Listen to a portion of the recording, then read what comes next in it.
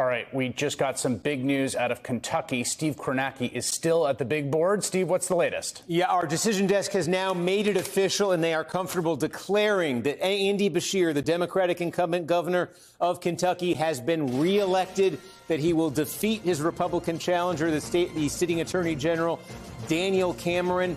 We've been, no surprise if you've been watching all night, we've been seeing county after county come in Kentucky, with Beshear running ahead of how he ran in 2019, not by leaps and bounds, but by several points, just county after county. The pattern very clear at this point. This is a state he won by less than 1 point 4 years ago. He had a very high approval rating, very high personal favorability rating. The Cameron campaign and Republicans had been hoping to attach Beshear to Joe Biden, to the National Democratic Party, both of which remain very unpopular in Kentucky. But it looks like that personal popularity and that high job approval rating for Beshear have won out. He is going to get a second term.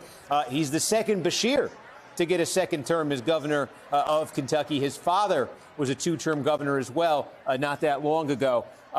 Just again, we can show you. We got a big batch of votes from Louisville, Jefferson County, core Democratic county. We said this would be a big tranche of Beshear votes. A few of those came in just a little while ago. And you look around the Lexington area, and I think you really see it, though, the improvement for Beshear over last time around. He's running 6 points better in Fayette County, second biggest county in the state, than he did 4 years ago. You look up in Scott County, he's running at 55% basically now. He was under 50 4 years ago there. Take a look at the state capital, Franklin County, where Frankfort is. He got 61% of the vote here 4 years ago. He's at 68.5 with almost 95% in. So that has been the pattern. These big Democratic vote-producing counties, he's getting more votes out of. In Republican counties, he's still losing them, but he's not losing them by as much. It all adds up to what's going to be a victory for Andy Beshear in his second term in the governor's mansion. You know, one of the things in the lead up to the race, there wasn't a ton of polling, but to the extent we had polling and we looked at approval ratings, this was my understanding, and folks in Kentucky politics, the expectation at least was that heading into tonight, Beshear was the favorite, that he'd run a pretty good campaign, that he was a fairly popular incumbent. Is that generally your sense? I would say, yeah, until a week ago. Roughly, or a little bit less. There was a poll that came out at the end of last week that had the race tied. Yep. And there was a second poll that came out yesterday that had it at 2 points. And there was a thought that it was possible Cameron changed tactics late in this campaign. He'd been running a very sort of aggressive anti-Beshear campaign. There's some name calling involved. And toward the end of the campaign, the Cameron folks shifted tactics, and he put an ad up on the air where he talks to the camera and he says, you know, Andy Beshear's not a bad guy. And then he says, well, but we just have some disagreements. It was a very different tone. And so there was a question when you saw that polling in the final days, if that shift in tone, coupled with the antipathy of Kentucky voters towards Biden, towards the National Democratic Party, if that would add up to a late kick here for Cameron that would close the gap.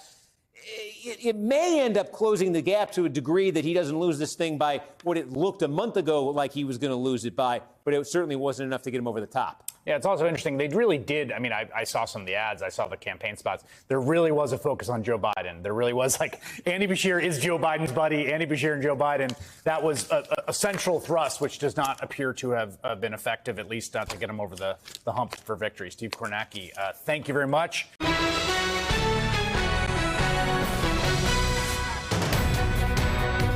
Welcome to your local election headquarters. I'm Kurt Sprang. And I'm Susan Roschen. Tonight, Louisiana has elected a new governor. State Attorney General Jeff Landry will become Governor Landry. There were 15 names on the ballot, more than half of them Republicans. Let's take a look at the numbers. A big turnout, certainly for Landry today, with 52% of the vote. That's with 99% of the precincts reporting. Incredible. Sean Wilson, the biggest named Democrat in the race, finishing a distant second with 26%. And from the beginning of this race, Landry has led wire to wire. At first, some thought that Sean Wilson might be able to force a runoff, but again, as you can see here, with 52% of the vote, it is Jeff Landry. Now, Jeff Landry has his campaign party and his part of the state, you could say, in his world in our state. He's in Broussard tonight at the Ballroom, and WGNO's Brittany Dixon is there. Brittany.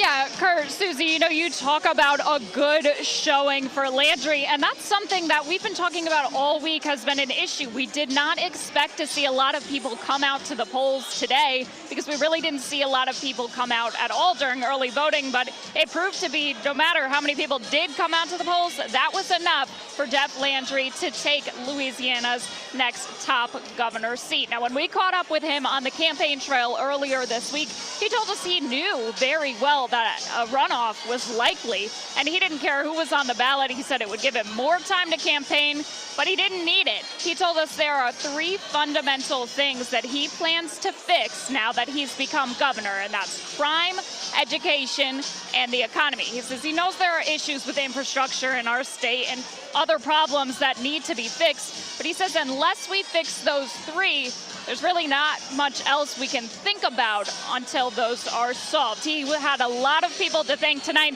Let's take a listen to what he said at the podium just moments ago. This state is my family, and we are going to work to fix this state.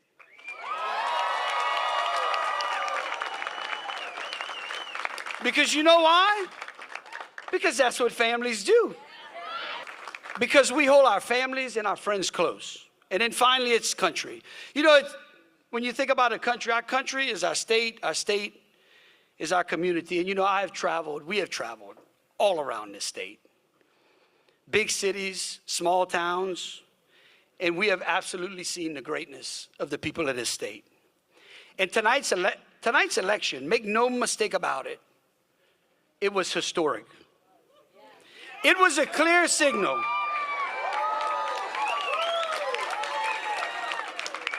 Tonight's election says that our state is united, and it's a wake-up call.